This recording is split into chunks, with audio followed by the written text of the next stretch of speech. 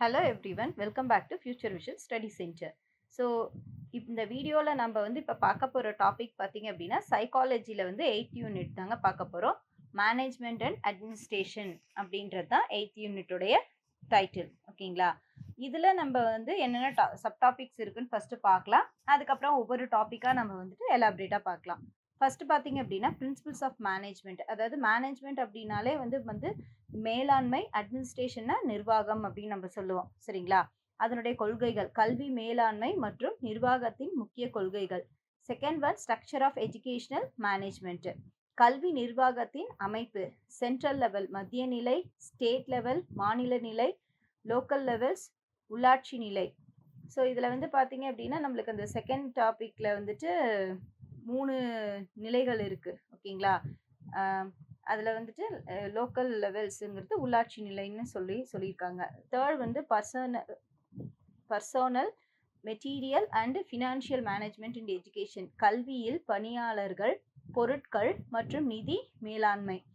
இதில் பார்த்தீங்க அப்படின்னா ஃபங்க்ஷன்ஸ் ஆஃப் மேனேஜ்மெண்ட் அப்படின்னு சொல்லக்கூடிய போஸ்ட் கிராப் அப்படின்னு சொல்கிறது மேலாண்மை செயல்பாடுகள். சரிங்களா? அதுக்கு அடுத்தது பர்சனல் மேனேஜ்மெண்ட் இன் எஜுகேஷன், கல்வித்துறையில் பணியாளர் மேலாண்மை. அப்புறம் ஸ்வாக் அப்படின்னு சொல்லக்கூடியது ஸ்வாக் அனாலிசிஸ் இன் எஜுகேஷனல் அட்மினிஸ்ட்ரேஷன், கல்வி நிர்வாகத்தில் ஸ்வாக் பகுப்பாய்வு. Then total quality management, TQM அப்படின்னு சொல்லுவாங்க ஷார்ட்டா, கல்வியில் மொத்த தர மேலாண்மை. Assessment and accreditations of education institutions, கல்வி நிறுவனங்களின் மதிப்பீடு மற்றும் அங்கீகாரம். 6th ஒன்று. நெக்ஸ்ட் செவன்த் ஒன் பார்த்தீங்க அப்படின்னா leadership theories and styles. So leadership theory அப்படின்னாலே பார்த்தீங்க அப்படின்னா ஒருத்தருக்கு அந்த தலைமை பண்பு, அதுக்கு ரிலேட்டடான அந்த தியரிஸ். ஓகேங்களா? அதோடைய styles. Then role of administrators, school heads, teachers, stakeholders in planning and administrations, திட்டமிடல் மற்றும் நிர்வாகத்தில் நிர்வாகிகளின் பங்கு, பள்ளி தலைவர்கள், ஆசிரியர்கள் மற்றும் பெற்றோரின் பங்கு. இதில் அட்மினிஸ்ட்ரேட்டர்ஸ் நிர்வாகிகள், ஸ்கூல் ஹெட்ஸ்ன்றது பள்ளி தலைவர்கள், டீச்சர்ஸ் ஆசிரியர்கள், ஸ்டேக் ஹோல்டர்ஸ் அப்படின்னா பங்குதாரர்கள், ஸ்டாக் ஹோல்டர்ஸ். ஓகேங்களா? ஸோ இதெல்லாம் தான் இப்போ நம்ம இந்த டாப்பிக்கில் எலாபரேட்டாக பார்க்க போகிறோங்க. ஓகேங்களா? ஸோ ஃபஸ்ட்டு பார்த்தீங்க அப்படின்னா நம்ம மேனேஜ்மெண்ட் அட்மினிஸ்ட்ரேஷன் அப்படிங்கும்போது அதுக்கான டெஃபினேஷன் பார்க்கலாம். Okay. So educational management and administration refer to the process of planning, organizing, directing and controlling and evaluating educational activities to achieve educational goals efficiently and effectively. கல்வி மேலாண்மை மற்றும் நிர்வாகம் என்பது கல்வி குறிக்கோள்களை திறமையாகவும் செயல்திறனுடன் அடைய திட்டமிடுதல், ஒழுங்கமைத்தல், வழிநடத்தல், கட்டுப்படுத்துதல் மற்றும் மதிப்பீடு செய்வதற்கான செயல்முறை ஆகும். ஓகேங்களா? ஓகே. அப்போ எஜுகேஷனல் மேனேஜ்மெண்ட் அண்ட் அட்மினிஸ்ட்ரேஷன்னா என்னங்க? கல்வி மேலாண்மை, கல்வியிலோடைய அந்த நிர்வாகம் என்பது கல்வி குறிக்கோள்கள்.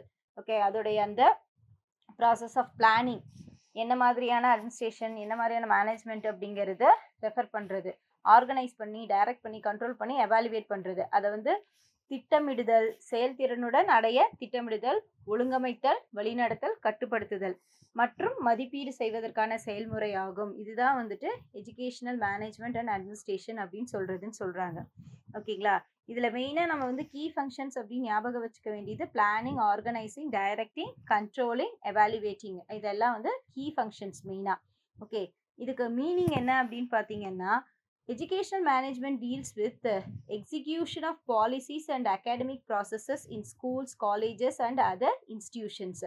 Educational administration refers to the broader framework of setting goals, policy making and guiding the entire education system.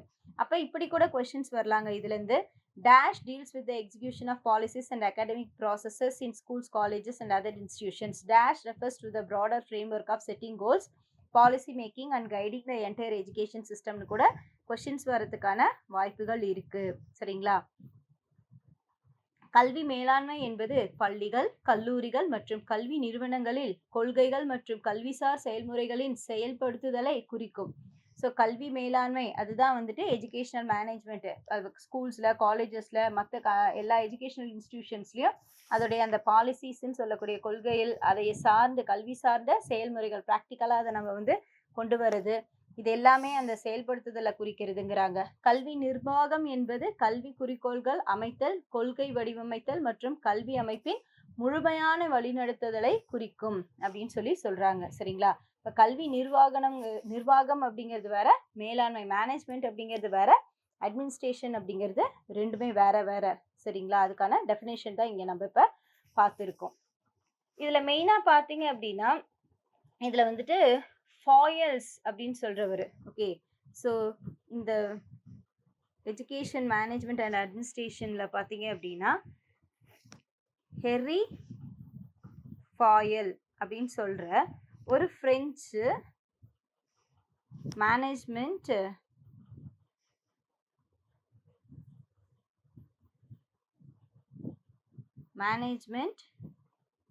தியரிஸ்ட்டுங்க இவரு. ஓகேங்களா? Management theorist. ஸோ இவர் என்ன சொல்றாருன்னா, he was the first to define these principles. அதாவது ஏர்லி 20th செஞ்சுரியில பார்த்தீங்க அப்படின்னா, இந்த principles of management அப்படின்னு சொல்லக்கூடியதை வந்து அந்த ஃபண்டமெண்டல் கைட்லைன்ஸை அந்த மேனேஜர்ஸ்க்கு பிளான் பண்ண, ஆர்கனைஸ், டைரக்ட் பண்ணி கண்ட்ரோல் பண்ண ரிசோர்ஸஸை எஃபெக்டிவாக இந்த பிரின்சிபல்ஸை வந்து ஸ்ட்ரக்சர் பண்ணி அப்ரோச் பண்ணது யாரு ஃபர்ஸ்ட் 20th செஞ்சுரியில அப்படின்னு பார்த்தீங்கன்னா, ஹெர்ரி ஃபாயல் அப்படின்னு சொல்லக்கூடிய ஒரு பிரெஞ்சு மேனேஜ்மெண்ட் தியரிஸ்ட் தான். புரியுதுங்களா? இவர் வந்து பார்த்தீங்க அப்படின்னா, ஒரிஜினலாக வந்து இண்டஸ்ட்ரியல் பிஸ்னஸ் மேனேஜ்மெண்ட் சம்பந்தமா ஃபாயல் வந்து என்ன பண்ணியிருக்காருன்னா, ஒரு 14 பிரின்சிபல்ஸை வந்து என்ன பண்ணியிருக்காருங்க, உருவாக்கியிருக்காரு. ஓகேங்களா? Are universal can be applied successfully. அதாவது யூனிவர்சலா உலகத்தளத்தில் ஸ்கூல்ஸு, காலேஜஸ், யூனிவர்சிட்டிஸ் இது எல்லாத்துலேயுமே வந்து அந்த எஃபிஷியன்சி என்ஹான்ஸ் பண்ணுறதுக்கு, கோஆர்டினேஷன், லீடர்ஷிப்போட வேலை நடக்கிறதுக்கு சக்ஸஸ்ஃபுல்லாக இவருடைய இந்த 14 பிரின்சிபல்ஸ் வந்து ரொம்பவே ஹெல்ப்ஃபுல்லாக இருந்திருக்கு. இவர் உருவாக்கின இந்த பிஸ்னஸ் மேனேஜ்மெண்ட் சம்பந்தமான பிரின்சிபல்ஸ் வந்துட்டு ரொம்பவே ஹெல்ப்ஃபுல்லாக இருக்குது அப்படின்னு சொல்கிறாங்க. புரியுதுங்களா? ஓகே. அதுதான் இந்த 14 பிரின்சிபல்ஸை இங்கே கொடுத்துருக்காங்க. இந்த பிரின்சிபல்ஸ் வந்து நம்மளுக்கு எதுக்கு வந்து பயன்படுது அப்படின்னா, ensure smooth functioning of institutions. ஓகேங்களா? அதாவது இன்ஸ்டிடியூஷன் வந்து ஸ்மூத்தாக ஃபங்க்ஷன் ஆகுதா அப்படின்றத என்ஷூர் பண்ணுது. ஓகேங்களா? என்ஷூர் அப்படின்னா தமிழில் வந்துட்டு உறுதி செய்தல்னு நம்ம சொல்லுவோம் இல்லைங்களா? அப்போ உறுதி பண்ணுது என்ன, ஸ்மூத்தாக அந்த இன்ஸ்டிடியூஷன்ஸ்லாம் ஃபங்க்ஷன் ஆகுதானே. டிசிப்ளினையும் யூனிட்டியும் ப்ரமோட் பண்ணுதுங்க. ஓகேங்களா? அதே மாதிரி லீடர்ஷிப்பை, டெசிஷன் மேக்கிங்கை கைட் பண்ணுது இந்த பிரின்சிபல்ஸ் எல்லாமே. டோட்டலாக எத்தனை பிரின்சிபல்ஸ் அவர் கொடுத்துருக்காரு அப்படின்னு பார்த்தீங்கன்னா 14 பிரின்சிபல்ஸ் வந்து கொடுத்துருக்காரு. அந்த ஹென்ரி ஃபாயல்ஸ்னுடைய பிரின்சிபல்ஸ் ஆஃப் மேனேஜ்மெண்ட் என்னென்ன அப்படிங்கிறத இந்த 14 பிரின்சிபல்ஸையும் நம்ம ஒன்றுனா இப்போ பார்க்கலாம். சரிங்களா? So principles of management administration, கல்வி மேலாண்மை மற்றும் நிர்வாகத்தின் முக்கிய கொள்கைகள். ஃபர்ஸ்ட் ஒன் வந்து அதில் பிரின்சிபல் ஆஃப் கோல் ஓரியன்டேஷன், குறிக்கோள் சார்ந்த கொள்கை அப்படின்றாங்க. Every activity must aim toward educational objectives. ஒவ்வொரு செயலும் கல்வி குறிக்கோள்களை நோக்கமாக கொள்ள வேண்டும். அதாவது நம்ம வந்து அந்த மேனேஜ்மெண்ட்லேயும் சரி, அட்மினிஸ்ட்ரேஷன்லேயும் சரி, நிர்வாகத்துலேயும் சரி, மேலாண்மையிலையும் சரி, நம்ம செய்கிற ஒவ்வொரு செயலும் வந்து பார்த்தீங்க அப்படின்னா எதை அந்த ஆக்டிவிட்டி வந்து அந்த கல்வி குறிக்கோள்களை நோக்கமாக கொண்டுள்ளதாக இருக்கணும். அதுதான் எஜுகேஷனல் அப்ஜெக்டிவ்ஸ் அப்படின்னா குறிக்கோள்கள். ஓகேங்களா? அதுதான் வந்து மெயின் எய்மாக இருக்கணும், நோக்கமாக இருக்கணும் நம்ம பண்ணுற ஒவ்வொரு விஷயமும். ஓகேங்களா? அடுத்து பிரின்சிபல் ஆஃப் பிளானிங் அப்படிங்கிறது திட்டமிடல் கொள்கை. Proper planning ensures efficiency and clarity in actions. சரியான திட்டமிடல் செயல்களின் தெளிவையும் திறனையும் வழங்கும். இப்போ எந்த ஒரு விஷயமா இருந்தாலும் நம்ம வந்து ஃபஸ்ட்டு என்ன பண்ணணும் அப்படின்னா, கரெக்டாக வந்து பிளான் பண்ணி பண்ணணும் இல்லைங்களா? ஓகே. பிளானிங் அப்படிங்கிறது எல்லா விஷயத்துலையுமே ரொம்ப முக்கியமான விஷயம். ஓகே. இப்போ வந்துட்டு டிவிஷன் ஆஃப் அந்த ஒர்க் அப்படிங்கிறது எல்லாத்துக்கும் அசைன் பண்ணி கரெக்டாக வந்து என்ன பண்ணணும், நம்ம கொண்டு போகணும். அந்த டீச்சர்ஸ்க்கு வந்துட்டு சப்ஜெக்ட் எக்ஸ்பர்ட்ஸாக இருக்காங்களா அப்படின்னு பார்த்து அவங்களுடைய ஒர்க்ஸை வந்து நம்ம என்ஹான்ஸ், அந்த எஃபிஷியன்சியை வந்து என்ஹான்ஸ் பண்ணக்கூடிய எக்ஸ்பர்ட்ஸாக இருக்காங்களா அப்படின்னு சொல்லி நம்ம வந்து என்ன பண்ணணும், அந்த வேலையை வந்து கரெக்டாக ஒவ்வொருத்தருக்கும் பிரித்து கொடுக்கணும். அப்புறம் அத்தாரிட்டி, ரெஸ்பான்சிபிலிட்டி அப்படிங்கும்போது பிரின்சிபல், அதாவது ஒரு ஒரு கல்வி நிறுவனங்களையும் முதல்வர் அப்படின்றவர், முதன்மையானவர் இருப்பார். அவர் தான் அந்த பவர் டு லீடு, அவங்க எல்லாத்தையும் வந்து கணக்கில் வச்சு கரெக்டாக லீட் பண்ணி கொண்டு போகிறவர்.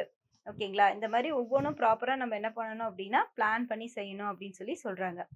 அடுத்து தேர்ட் ஒன் பார்த்தீங்க அப்படின்னா பிரின்சிபல் ஆஃப் கோஆர்டினேஷன், ஒத்துழைப்பு கொள்கை. Organising efforts of all departments and individuals. அனைத்து பிரிவு நபர்களும் ஒருமித்தமாக செயல்பட வேண்டும். அதாவது harmonising efforts of all departments and individuals அப்படிங்கும்போது, ஒரு ஸ்கூல் அப்படின்னு எடுத்துக்கிட்டோம்னா, ஒரு காலேஜ், ஒரு யுனிவர்சிட்டின்னு எடுத்துக்கிட்டா எல்லா இடத்துலயுமே வந்து சப்ஜெக்ட் வைஸ் டீச்சர்ஸ் இருப்பாங்க. இப்ப காலேஜஸ் அப்படின்னா அவங்கள டிபார்ட்மெண்ட் வைஸ் பிரிச்சுருவாங்க. பட் ஆனா ஸ்கூல்ஸ்ல வந்துட்டு ஹேண்டலிங் பீப்பிள் மட்டும் சொல்லுவாங்க இல்லையா? அப்ப எல்லா டிபார்ட்மெண்ட்ஸ், எல்லா இண்டிவிஜுவல்ஸையும் ஒருமித்தமாக செயல்பட வைக்க வேண்டியது அதுதான் பிரின்சிபல் ஆஃப் கோஆர்டினேஷன். யார் என்ன சப்ஜெக்ட்ட ஹேண்டில் பண்ணாலும் அத பத்திலாம் கவலை இல்ல. பிரின்சிபல் அப்படின்றவரு அந்த பவர் டூ லீட் அந்த கண்ட்ரோல்ல இருக்காரு. அவரு சொல்லக்கூடிய அந்த விஷயங்கள ரெஸ்பான்சிபிளோட செய்யக்கூடிய அந்த அத்தாரிட்டி சொல்லக்கூடிய விஷயங்கள எல்லாம் ஃபாலோ பண்றாங்களா? என்ஃபோர்ஸ் பண்றாங்க. ஸ்கூல் ரூல்ஸு, அந்த கோட்ஸு ஸ்மூத்தா ஆப்பரேஷன்ஸ் எல்லாம் போகுதா டிசிப்ளினா அப்படின்னு ஒரு கோஆர்டினேஷனோட ஒர்க் பண்ணணும் அப்படின்னு சொல்லிட்டு சொல்றாங்க. அடுத்து பிரின்சிபல் ஆஃப் டெலிகேஷன் அப்படிங்கிறது பங்கீட்டு கொள்கை. Distributing task and responsibilities appropriately. பணிகளை மற்றும் பொறுப்புகளை சரியாக பகிர வேண்டும். இப்ப நம்ம வந்து அப்பார்ட் ஃப்ரம் கிளாஸ் ஹேண்டலிங் நம்ம என்ன பண்றோம்? ஒரு சில எக்ஸ்ட்ரா ஒர்க்ஸ் எல்லாமே செய்றோம் இல்லைங்களா? ஸோ அந்த மாரி மேனேஜ்மெண்ட்காக செய்யக்கூடிய அந்த ஒர்க்ஸ் எல்லாத்தையும் என்ன பண்ணணும் அப்டின்னா, ஈக்குவலா எல்லாத்துக்குமே அந்த ஒர்க்ஸ், டாஸ்க்ஸ், ரெஸ்பான்சிபிலிட்டீஸ் வந்து அப்ராப்ரியேட்டா என்ன பண்ணணும், பயாஸ் இல்லாம பிரிச்சு குடுக்கறது தான் பிரின்சிபல் ஆஃப் டெலிகேஷன் அப்டின்னு சொல்றதுங்க. ஓகேங்களா? அடுத்தது வந்து பிரின்சிபல் ஆஃப் லீடர்ஷிப் அப்படிங்கிறது தலைமைத்தன்மை கொள்கை. Okay. Effective leadership is essential for progress. திறமையான தலைமையே முன்னேற்றத்திற்கு அவசியம். அப்ப வந்து ஒரு இன்ஸ்டிடியூஷனுக்கு வந்து தலைமை பொறுப்புல இருக்கிறவங்க யாரு? நம்மளுடைய அந்த பிரின்சிபல்ஸ் இல்லையா?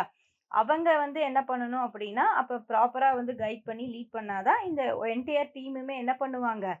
கரெக்ட்டா வந்துட்டு வேலைய செய்வாங்க. அப்ப அந்த யூனிட்டி ஆஃப் கமாண்ட் ஓகேங்களா? அந்த லீடர்ஷிப் குவாலிட்டிக்கு என்ன முக்கியமா தேவை அப்படின்னா, அந்த லீடர்ஷிப் குவாலிட்டில அந்த யூனிட்டி ஆஃப் கமாண்ட் ஒவ்வொரு டீச்சரும் வந்துட்டு சுப்பீரியருக்கு என்ன பண்ணணும்? ரிப்போர்ட் பண்ணணும். அவங்க report to only one superior. அவங்க தான் யாரு? அந்த பிரின்சிபல் அப்படின்றவங்க. இல்லன்னா கரஸ்பாண்டன்ட். அந்த ஒரு சுப்பீரியருக்கு அவங்க ஒவ்வொரு டீச்சரும் கரெக்ட்டா என்ன பண்ணணுங்க? அந்த லீடர்ஷிப் குவாலிட்டி அப்படின்ற பேசிக்ஸ்ல அவங்க வந்து ரிப்போர்ட் பண்ணணும். ஓகேங்களா? அதுக்கு அடுத்தது பிரின்சிபல் ஆஃப் பார்ட்டிசிபேஷன் பங்கேற்பு கொள்கை. Involvement of staff, students, community in decision making. முடிவெளித்தலில் பணியாளர்கள், மாணவர்கள், சமூகத்தின் பங்கேற்பு வேண்டும்.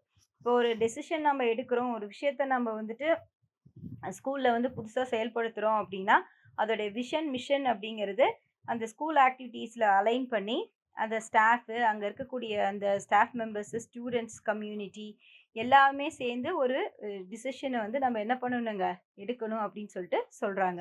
அடுத்தது பிரின்சிபல் ஆஃப் ஃப்ளெக்சிபிலிட்டி நெகிழ்வுத்தன்மை கொள்கை. Adaptability to adapt to change and innovations. மாற்றங்கள் மற்றும் புதுமைகளை ஏற்கும் திறன் இருக்க வேண்டும். நம்ம யாரா இருந்தாலும் எந்த ஒர்க்கா இருந்தாலும் சரிங்க. கட்டாயம் நம்மளுக்கு என்ன வேணும்னா ஃப்ளெக்சிபிலிட்டி. அந்த நெகிழ்வுத்தன்மை அப்படிங்கிறது இல்ல அப்படின்னா, நம்மளால எதையும் அக்செப்ட் பண்ணிக்க முடியாது. வொர்க் பண்ண முடியாது. புரியுதுங்களா? அதாவது நம்மளுக்கு வந்து மாற்றத்துக்கு தகுந்த மாரி நம்மள வந்து அடாப்ட் பண்ணிக்கக்கூடிய அந்த எபிலிட்டி வேணும். இன்னோவேஷன்ஸ்க்கு தகுந்த மாரி புதுமைகள் கொண்டு வந்தாங்களா? இப்ப நம்மளுடைய ஸ்கூல்ஸ்ல வந்து பார்த்தீங்கன்னா, புதுசா வந்து ரூல்ஸ் எல்லாம் கொண்டு வராங்க அப்படிங்கும்போது, அதுக்கு நாம வந்து என்ன பண்ணணும்? ப்ராப்பரா வந்துட்டு அந்த ரூல்ஸ் எல்லாம் ஃபாலோ பண்ணணும். ஒரு ஆர்கனைசேஷனுக்கு நம்ம கீழ ஒர்க் பண்றோம் அப்படிங்கிறதுக்கு, நம்ம என்ன பண்ணணும்? ஃப்ளெக்சிபிளா இருக்கணும்னு சொல்றாங்க. சரிங்களா? அடுத்து பிரின்சிபிள்ஸ் ஆஃப் அக்கவுண்டபிலிட்டி பொறுப்புடைமை கொள்கை.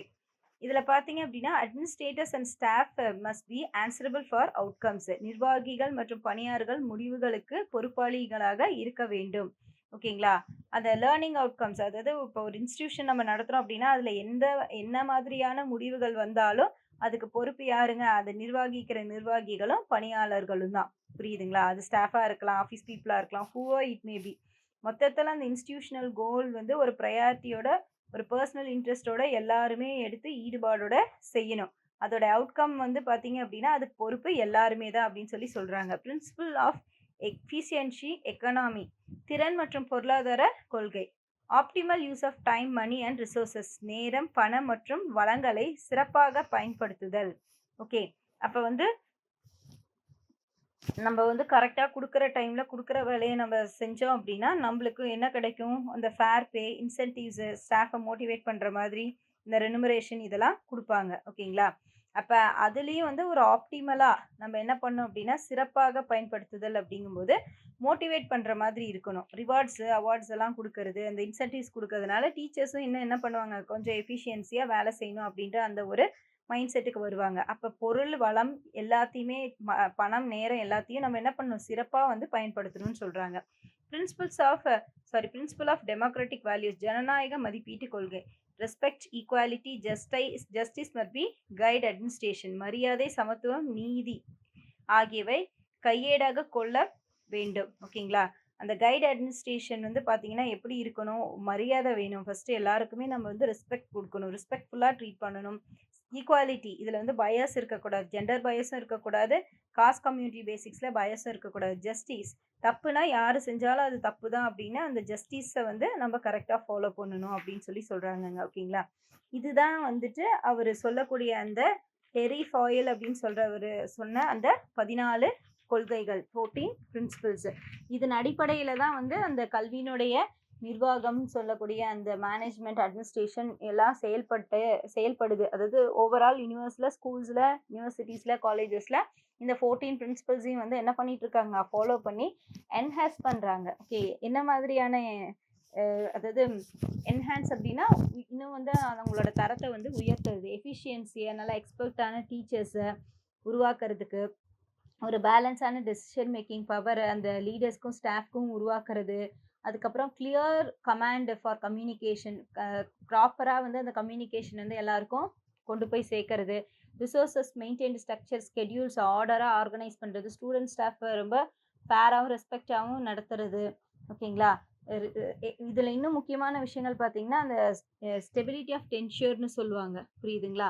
இந்த ஸ்டெபிலிட்டி ஆஃப் டென்ஷர் அப்படின்னா retained experience staff for long time success. ஓகேங்களா? இப்போ ஒரு ஸ்கூலில், ஒரு காலேஜோ, அதில் வந்து ஒரு 10-16 வருஷத்துக்கு மேலே ஒர்க் பண்ணுறாங்கன்னா நல்ல எபிலிட்டி இருக்கும். அங்கே இருக்கக்கூடிய அந்த இன்னர் நியூக்கல் கார்னர் அட்மாஸ்பியரை பற்றி அவங்களுக்கு தெரியும்.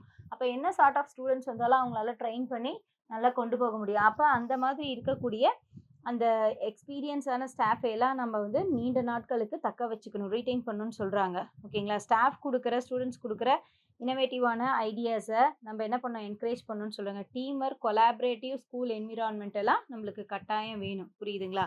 இதில் வந்து பார்த்தீங்க அப்படின்னா இந்த 14 பிரின்சிபல்ஸில் வந்துட்டு ஒரு வேர்டு வந்து சொல்கிறேன் பாருங்க. எஸ்பிரிட் டி கார்ப்ஸ். ஓகேங்களா? எஸ்பிரிட் டி கார்ப்ஸ் அப்படின்னு பார்த்தீங்கன்னா அதுக்கு என்ன மீனிங்னா டீம் ஸ்பிரிட். ஸோ இவ்வளோ நம்ம செய்யும்போது கட்டாயம் அதில் என்ன இருக்கணுங்க? அந்த டீம் ஸ்பிரிட் அப்படின்னு சொல்லக்கூடிய ஒரு விஷயம் இருக்கணும். அந்த டீம் ஸ்பிரிட் தான் நம்மளுக்கு என்ன வந்து பில்ட் பண்ணால் டீம் ஒர்க்கை கொலாபரேட்டிவாக அந்த ஸ்கூல் என்விரான்மெண்ட்டை நல்லா கொண்டு போகிறதுக்கு நம்மளுக்கு ஹெல்ப்ஃபுல்லாக இருக்குன்னு சொல்கிறாங்க. சரிங்களா?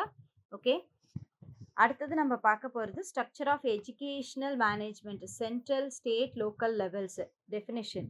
The structure of educational management refers to the organized framework of administration and supervision of education at central, state and local levels. கல்வி மேலாண்மை அமைப்பு என்பது தேசிய, மாநில மற்றும் உள்ளாட்சி மட்டங்களில் கல்வியை நிர்வகிக்கும் மற்றும் மேற்பார்வையிடவும் ஒழுங்கமைந்த அமைப்பை குறிக்கிறது. அப்போ அந்த எஜுகேஷனல் மேனேஜ்மெண்ட்டோடைய ஸ்ட்ரக்சர் அப்படின்னா என்னென்னா ஒரு ஆர்கனைஸ்டு ஃப்ரேம் ஒர்க்கு, அட்மினிஸ்ட்ரேஷன் இப்படி தான் இருக்கணும், அந்த சூப்பர்வைஷன் ஆஃப் எஜுகேஷன் சென்ட்ரல் லெவலில், ஸ்டேட் லெவலில், லோக்கல் லெவல்ஸில் வந்துட்டு ஒரு ஒழுங்கமைந்த அமைப்பை வந்து கொண்டு வருது, ஒரு ஆர்கனைஸ்டான ஒரு டீம் ஃப்ரேம் ஒர்க்கை கொண்டு வரது தான் இதோடைய ஸ்ட்ரக்சர் அப்படின்னு சொல்லிட்டு சொல்கிறாங்க. ஓகேங்களா? இப்போ இந்த இதில் வந்து எஜுகேஷனல் மேனேஜ்மெண்ட்டில், கல்வி மேலாண்மையில் வந்து நிலைகள், லெவல்ஸ் அப்படின்னு சொல்லி நம்ம ஃபஸ்ட்டு பார்க்குறது வந்து சென்ட்ரல் லெவல் அப்படின்னு சொல்லக்கூடிய மத்திய நிலை. ஓகேங்களா? ஆக்சுவலாக பார்த்தீங்க அப்படின்னா இந்த சென்ட்ரல் லெவல் அட்மினிஸ்ட்ரேஷன் அப்படின்னு நம்ம எடுத்துக்கிட்டோம்னா இதில் நம்ம ஃபஸ்ட்டு வந்து ஒரு விஷயம் நல்லா தெரிஞ்சுக்கணும். எஜுகேஷன் அப்படிங்கிறது placed and concurrent list of Indian constitution. அதாவது 1976 வந்து 42வது கான்ஸ்டியூஷனல் அமெண்ட்மெண்ட்டு. ஓகேங்களா? அந்த சட்ட திருத்த பிரகாரம் பார்த்தீங்களா 1976 42வது கான்ஸ்டியூஷனல் அமெண்ட்மெண்ட்டில் வந்துட்டு சென்ட்ரல் கவர்மெண்ட், ஸ்டேட் கவர்மெண்ட் ரெண்டுமே என்ன பண்ணுறாங்க? லாஸ் ஆன் எஜுகேஷனை உருவாக்குறாங்க. அதாவது கல்வி சம்பந்தமான ஒரு சில லாஸை வந்து உருவாக்குறாங்க, சட்டங்களை வந்து கொண்டு வராங்க. ஓகேங்களா? அதுக்கு மெயினான ஆர்டிகல்ஸ் என்னென்ன அப்படின்னு பார்த்தோம் அப்படின்னா இதுக்கு வந்துட்டு article 21A, article 45. Article 21A நம்மளுக்கு நல்லாவே தெரிஞ்ச ஒரு விஷயம், அந்த RTA, ரைட்ஸ் ஆஃப் எஜுகேஷன் அப்படின்னு சொல்கிறது இல்லையா? அதில் right to free and compulsory education 6லேருந்து 14 வயசு வரைக்கும் இருக்க குழந்தைங்களுக்கு கட்டாயம் கம்பல்சரி இலவச கல்வி கொடுக்கணுங்கிறது. ஆர்டிகல் 45 வந்து பார்த்தீங்க அப்படின்னா ஆர்டிகல் எதெல்லாம் ரொம்ப முக்கியம் இதில் அப்படின்னா ஆர்டிகல் 21 முக்கியம், ஆர்டிகல் 45 முக்கியம், அதுக்கப்புறம் ஆர்டிகல் 46 முக்கியம். ஓகேங்களா. ஆர்டிகல் 21A வந்து பார்த்தீங்கன்னா அதான் இப்போ சொன்னேன் இல்லையா, 6லேருந்து 14 வயசு வரைக்கும் இருக்க குழந்தைங்களுக்கு அந்த ஃப்ரீ அண்ட் கம்பல்சரி எஜுகேஷன் கொடுக்கறது. ஓகே. ஆர்டிகல் 45 வந்து provision for early childhood care and education, அதாவது அந்த முதன்மையான அந்த பருவத்தில் இருக்கக்கூடிய குழந்தைக்கு ரொம்ப கேர் எடுத்து எஜுகேஷன் கொடுக்கறது, தேவையான விஷயங்களை செஞ்சு கொடுக்கறது. ஆர்டிகல் 46னா எஜுகேஷனை ப்ரொமோட் பண்ணி அந்த ஷெட்யூல்டு காஸ்ட் பிற்படுத்தப்பட்ட அந்த ட்ரைப்ஸ் வீக்கர் செக்ஷன்ஸுக்கு எல்லாம் வந்து அவங்களுடைய கல்வியை வந்து மேம்படுத்துறது. ஓகேங்களா. இதில் இப்போ நம்ம ஃபர்ஸ்ட் வந்து பார்க்க போகிறது வந்து சென்ட்ரல் லெவல் அப்படின்னு சொல்லக்கூடிய மத்திய நிலை, மினிஸ்ட்ரி ஆஃப் எஜுகேஷன். இதுக்கு வந்து யார் ஃபார்மலாக கொண்டு வந்தாங்க இதை அப்படின்னு பார்த்தீங்கன்னா எம்ஓஇ. மத்திய நிலை அப்படின்னாலே சென்ட்ரல் லெவல் அப்படின்னாலே எம்ஓஇ, மினிஸ்டர் ஆஃப் எஜுகேஷன். ஓகேங்களா. முன்னாடி பார்த்தீங்கன்னா இதை நம்ம என்னன்னு சொல்லுவோம், எம்ஹெச்ஆர்டி அப்படின்னு சொல்லிட்டு சொல்லுவோம், அதாவது ministry of human resource development. ஆனால் இப்போ 2020 வந்து அந்த எம்ஹெச்ஆர்டி என்னவா மாறிடுச்சுன்னா எம்ஓஇ அப்படின்னு சொல்லக்கூடிய மினிஸ்டர் ஆஃப் எஜுகேஷன் அப்படின்னு சொல்லிட்டு மாறிடுச்சிங்க. ஓகேங்களா.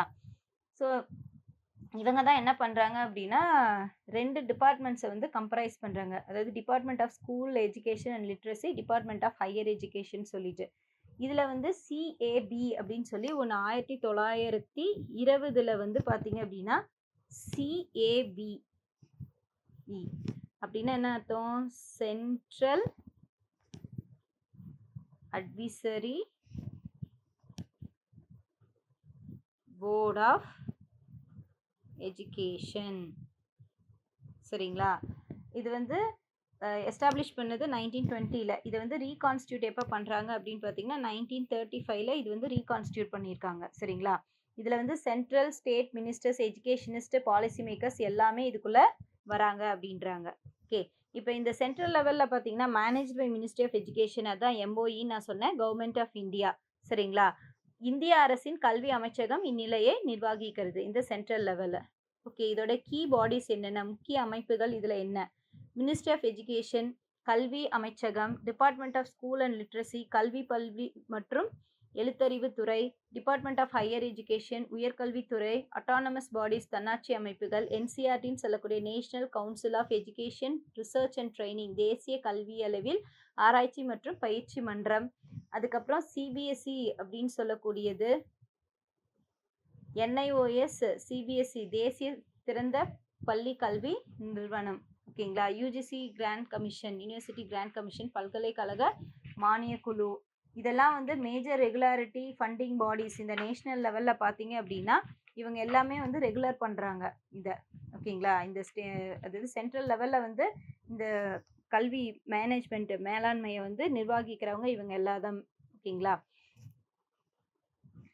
அதுக்கு அடுத்தது வந்து பார்த்தீங்க அப்படின்னா ஏஐசிடிஇ, என்சிடிஇ, நாக் தொழில்நுட்ப ஆசிரியர் தர மதிப்பீட்டு நிறுவனங்கள். இவங்க எல்லாரும் சேர்ந்து பார்த்தீங்க அப்படின்னா இந்த ஸ்டேட் லெவலில் இருக்கக்கூடிய இந்த கல்வி மேனேஜ்மெண்ட் மேலாண்மை அட்மினிஸ்ட்ரேஷன் நிர்வாகத்தை வந்து என்ன பண்ணுறாங்க, பார்த்துக்கிறாங்க, நிர்வகிக்கிறாங்க. அதுக்கு தேவையான விஷயங்களை கைட் பண்ணி அவங்க வந்து என்ன பண்ணுறாங்க அப்படின்னா இதுக்கு வந்துட்டு ஃபண்டும் கொடுக்குறாங்க. இதை எப்படி கரெக்டாக வந்து ரெகுலரிட்டி பண்ணி கொண்டு போகிறது அப்படிங்கிறதையும் இந்த குழுக்கள் தான் வந்துட்டு தீர்மானிக்கிறாங்க. ஓகேங்களா. அடுத்து செகண்ட் லெவல் வந்து பார்த்தீங்கன்னா ஸ்டேட் லெவல். ஓகே. இந்த ஸ்டேட் லெவல் பார்த்தீங்க அப்படின்னா ஸ்டேட் கவர்மெண்ட்டோட டிபார்ட்மெண்ட்ஸான department of higher education, state councils of education research and training அப்படின்னு சொல்லக்கூடிய SERTS அப்படின்னா state councils of education and research and training அப்படின்னு சொல்கிறது. ஓகேங்களா. அதுக்கப்புறமா வந்துட்டு SHECS அப்படின்னு சொல்லக்கூடிய ஸ்டேட் ஹையர் எஜுகேஷன் கவுன்சில்ஸு. இவங்கெல்லாம் சேர்ந்து தான் இதை என்ன பண்ணுறாங்க, இந்த ஸ்டேட் லெவலில் இருக்கக்கூடிய ஸ்டேட் கவர்மெண்ட் டிபார்ட்மெண்ட்ஸ் எல்லாம் வந்து பார்த்துக்கிறாங்கங்க. சரிங்களா.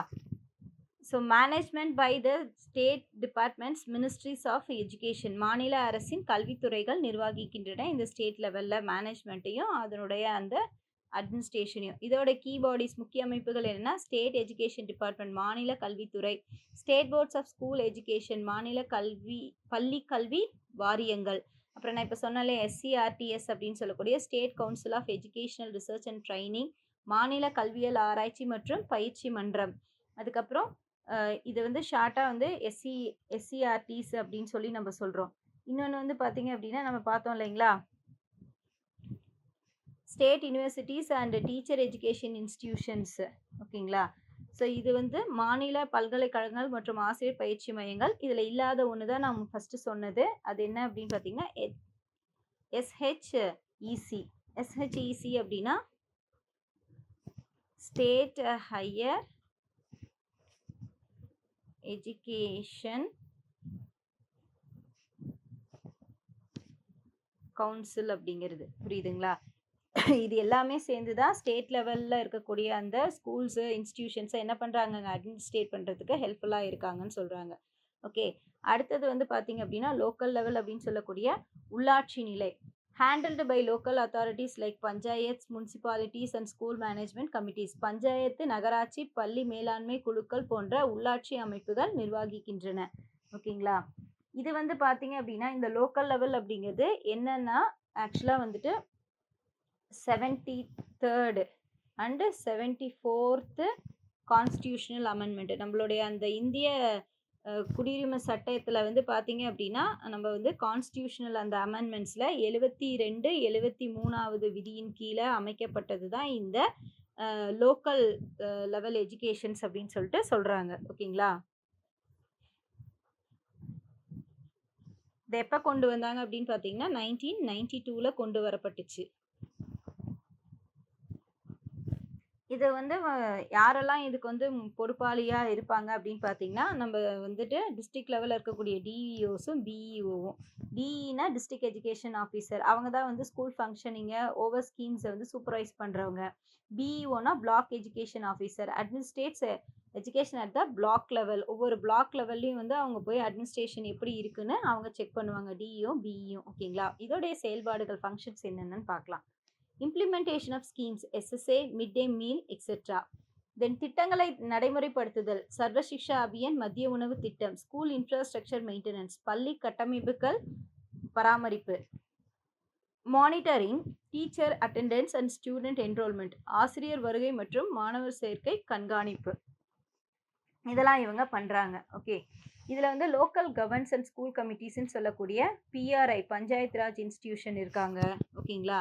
இந்த பிடிஓஸ் இல்லாமல் பிஆர்ஐ அப்படின்னு சொல்லக்கூடிய பஞ்சாயத்து ராஜ் இன்ஸ்டிடியூஷன். தென் யூஎல்பி. ஓகேங்களா.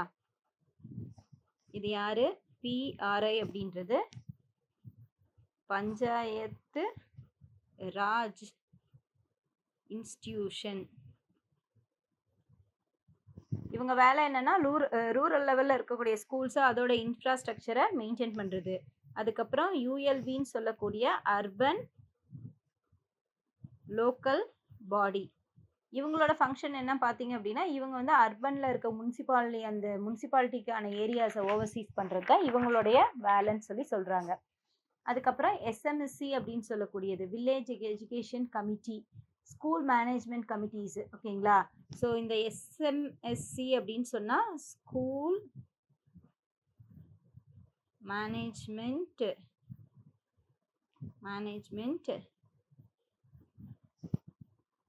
கமிட்டிஸ்.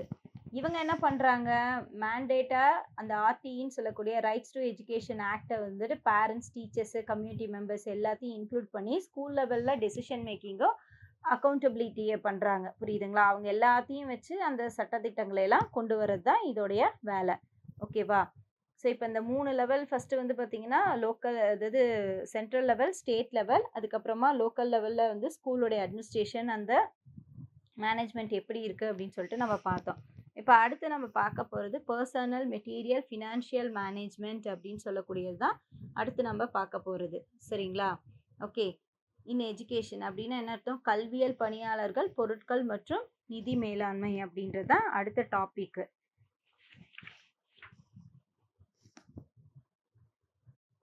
ஸோ இப்போ இது வரைக்கும் நம்ம பார்த்த விஷயங்கள் என்னென்ன அப்படின்னு பார்த்தோம். என்ன பார்த்துருக்கோம் அப்படின்னு பார்த்தீங்க அப்படின்னா இந்த மேனேஜ்மெண்ட் அட்மினிஸ்ட்ரேஷனில் வந்துட்டு ஃபஸ்ட்டு அதுக்கான டெஃபினேஷன் பார்த்துருக்கோம் இல்லைங்களா. அதாவது எஜுகேஷனல் மேனேஜ்மெண்ட்னா என்ன, எஜுகேஷனல் அட்மினிஸ்ட்ரேஷன்னா என்ன அப்படின்றது அதுக்கான டெஃபினேஷன்ஸும், அதுக்கப்புறம் ஹென்ரி ஃபாயல்ஸ் அப்படின்றவர் உருவாக்குன பிரின்சிபல்ஸ் ஆஃப் மேனேஜ்மெண்ட் அந்த 14 பிரின்சிபல்ஸ் என்னென்ன அப்படிங்கிறத நம்ம பார்த்தோம். அதுக்கு அடுத்தது வந்து நம்ம பார்த்தது வந்து பார்த்திங்கன்னா என்ன விஷயங்கள் பார்த்துருக்கோம், அந்த எஜுகேஷன் லெவலில் வந்துட்டு லெவல்ஸ் ஆஃப் எஜுகேஷன் மேனேஜ்மெண்ட்டினுடைய நிலைகள்னு சொல்லி சென்ட்ரல் லெவல், அதுக்கப்புறம் ஸ்டேட் லெவல், தென் லாஸ்ட்டாக இப்போ நம்ம பார்த்தது வந்து லோக்கல் லெவல் பார்த்துருக்கோம் இல்லைங்களா. இது இல்லாமல் இப்போ நம்ம என்பிஇன்னு சொல்லக்கூடிய அந்த நியூ எஜுகேஷன் பாலிசியில் வந்துட்டு எந்த அளவுக்கு அந்த மேஜர் கவர்னன்ஸ் ரிஃபர்மேஷன்ஸ் நிறையா வந்திருக்கு அப்படின்னு பார்த்தீங்கன்னா, இந்த நேஷ்னல் எஜுகேஷன் பாலிசியில் வந்துட்டு நம்ம பழைய மெத்தடு கோத்தாரி கமிஷன் கொடுத்தது 10+2+3. ஆனால் இவங்க இன்ட்ரடியூஸ் பண்ணியிருக்கிறது என்பிஇயில் வந்து 5+3+4. அதாவது சின்ன சின்ன கிளாஸை கூட இவங்க என்ன பண்ணுறாங்க, ரீப்ளேஸ் பண்ணுறாங்க. அந்த சிஸ்டமை 10+2 சிஸ்டம் டிவைட் பண்ணி ஸ்கூலில் வந்துட்டு என்ன பண்ணுறாங்கன்னா foundational, preparatory, middle and secondary stages அப்படின்னு சொல்லிட்டு 5+3+3+3ன்னு பிரிச்சிருக்காங்க. சரிங்களா. இது மட்டும் இல்லாமல் இந்த HECI அப்படின்னு சொல்லக்கூடிய higher education commissions of India வந்து இந்த என்பி நியூ எஜுகேஷனல் பாலிசி வந்து ப்ரப்போஸ் பண்ணியிருக்காங்க. இதில் வந்து 4 வெர்டிகல்ஸ் இருக்குது. அது என்னென்ன அப்படின்னு பார்த்தீங்கன்னா, இதெல்லாம் வந்து கொஷின் பாயிண்ட் ஆஃப் வியூவில் தெரிஞ்சுக்க வேண்டிய விஷயங்கள்.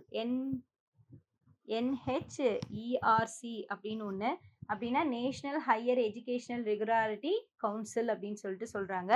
அதுக்கப்புறமா வந்துட்டு HEGC. ஓகேங்களா. இப்போ NHERCனா என்னன்னு சொல்கிறேன் பாருங்கள் இன்னொரு தடவை. National higher education regularity council. ஓகேங்களா. இன்னொன்று higher education grants council, fund கொடுக்கறது. இவங்க மேலே சொன்னவங்க ரெகுலேட் பண்ணுவாங்க ஸ்கூல்ஸை, காலேஜஸ், இன்ஸ்டிடியூஷன்ஸ் எல்லாம்.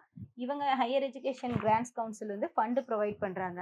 அதுக்கப்புறம் GECன்னு சொல்லக்கூடிய ஜென்ரல் எஜுகேஷன் கவுன்சில், NAC அப்படின்னு சொல்லக்கூடிய நேஷ்னல் அக்ரிடேஷன் கவுன்சில். ஓகேங்களா.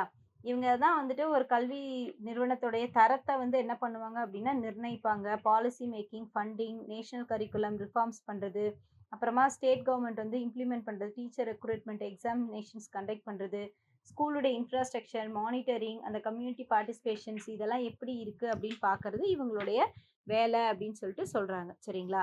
இப்போ அடுத்த டாபிக் வந்து personal, material and financial management in education அப்படிங்கிற டாப்பிக்கை வந்து நம்ம நெக்ஸ்ட் வீடியோவில் பார்க்கலாங்க. Thank you. Future Vision Study Center, 2nd floor, AVK Maruti Plaza, opposite Hotel Lakshmi Prakash, SKS Hospital Road, New Bus Stand, Salem 4. For contact 90420 30163 and web address www.futurevision.ias.com.